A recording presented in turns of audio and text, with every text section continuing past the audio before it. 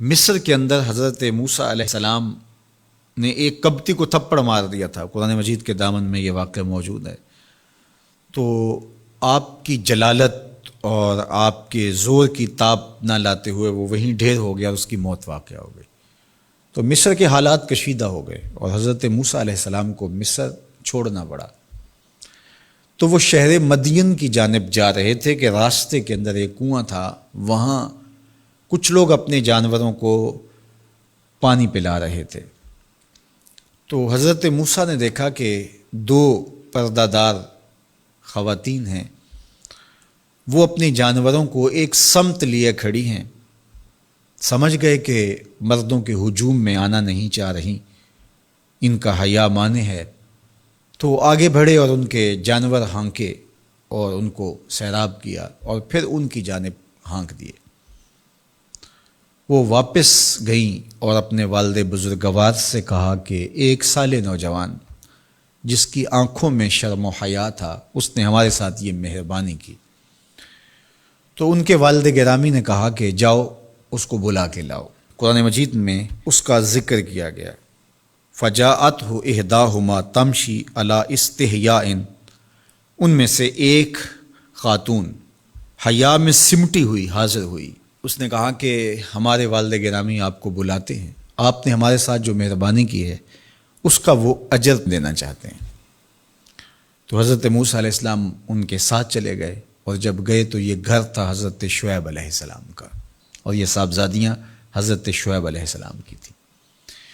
تو اس خاتون کا شرم و حیا کے ماحول میں حضرت موسیٰ علیہ السلام کو یہ کہنا اور چل کے اس انداز سے آنا، قرآن نے اس کی حکایت بیان کی ہے۔ تو خدا کو پسند ہے کوئی خاتون حیا کے ماحول میں آئے تو اللہ اس کی آمد کو اور اس کے آنے کو قرآن کا عنوان بنا دیتا ہے، اور قرآن کی حکایت بنا دیتا ہے کہ جو خاتون حیا کے جوہر کی مالکہ ہو وہ اللہ کو کتنی اچھی لگتی ہے۔ اللہ اکبر۔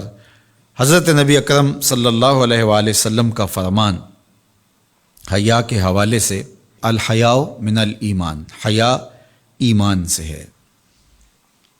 تو جتنے بھی ایماندار لوگ ہیں وہ پھر حیا کے جوہر سے مزین ہوں گے، مالا مال ہوں گے۔ آپ دیکھ لیجئے، سب سے بڑے ایماندار تو میرے اور آپ کے آقا مولا ہیں، اور حضور کمواری لڑکی سے زیادہ حیادار تھے۔ باقی حضور کے اصحاب دیکھ لیجئے، ان کا حیا، اور حضور کی ازواج مطہرات کا حیا دیکھیے۔ ام المومنین حضرت عائشہ رضی اللہ تعالی عنہا فرماتی ہیں کہ حضور کا جب وصال ہوا اور حضور میرے حجرے میں دفن ہوئے، تو میں جب حضور کی قبر انور پہ جاتی تو معمولی چادر اوڑھ کے چلی جاتی، اس خیال سے کہ میرے شوہر ہیں۔ پھر حضرت ابوبکر صدیق رضی اللہ تعالیٰ عنہ کا وصال ہوا تو وہ بھی ساتھ دفن ہو گئے، تو میں پھر بھی اسی حالت میں جاتی، اور میں سوچتی کہ ایک میرا شوہر ہے اور دوسرا میرا والد ہے۔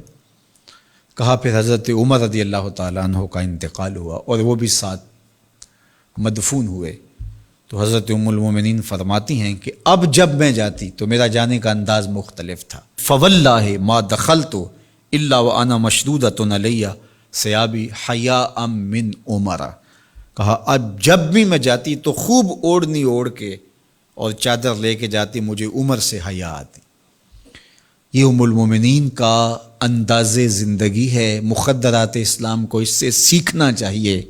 جو قبر میں دفن ہیں ان سے بھی یہ حیا کریں، جو مومنوں کی ماں بھی لگتی ہیں۔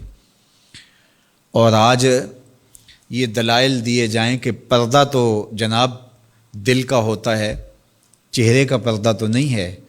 باقی کسی کو اپنی آنکھ میں شرم پیدا کرنی چاہیے۔ عورت کو کیا ضرورت ہے کہ وہ اپنے آپ کو ڈھانپ کے رکھے؟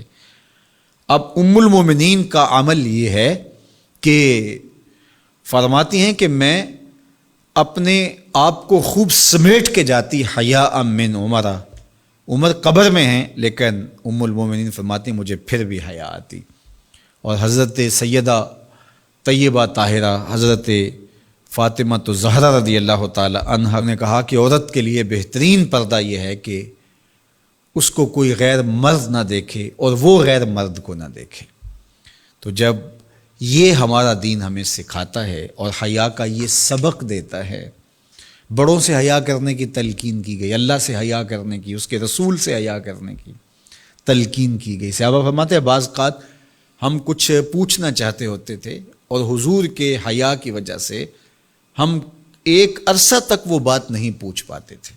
آج دادا کے سامنے بچے جس طرح بات کرتے ہیں اور جس طرح بچوں سے حیا کا جوہر ختم ہو گیا ہے اور اس کو وہ تہذیب نو کا کرشمہ سمجھتے ہیں اور جدید دور کی کرامت سمجھتے ہیں، یہ دور جدید کی کرامت نہیں ہے، یہ جاہلیت ہے۔